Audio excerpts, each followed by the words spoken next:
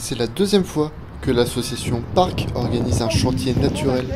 30 à 40 personnes se sont réunies ce samedi 26 janvier, grands et petits, malgré les intempéries, pour planter des arbres.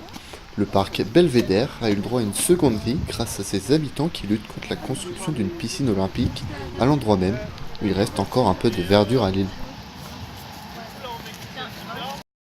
Nous là, on fait une opération quand même un squat végétal, c'est-à-dire on a commencé en mars, le 28 mars 2018.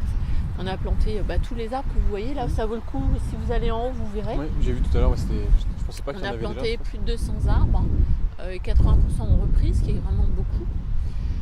Et voilà, et donc là on continue pour dire mais on lâchera pas quoi.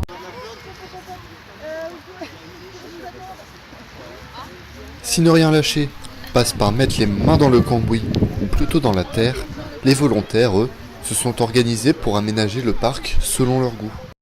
Après, si vous le souhaitez, il y a un bel arbre fruitier qui a été greffé il y a 3 ou 4 ans et on est sur de la rainette des Flandres. C'est pas déconnant. Je pense que c'est vital de planter des arbres, tout particulièrement dans notre région. J'ai vu les chiffres, en fait, on est un quart je crois en dessous de la moyenne française en termes d'espace vert et d'arbres par habitant. Et on a battu tous les records là, de pollution. Là. On est la deuxième ville la plus polluée en termes d'air en France et la première en termes de particules fines, 50% au-dessus de Paris. Je viens de voir ça encore ce matin, donc ouais, si c'est vital.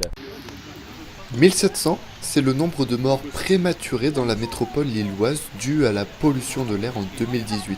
Si ce chiffre ne suffit pas à convaincre la MEL, ces activités, qui nous paraissent symboliques, permettent l'action et nous rappellent que ce n'est pas l'urbanisation, mais la nature qui nous guérit. Mais ça, c'est nous qui sommes les premiers.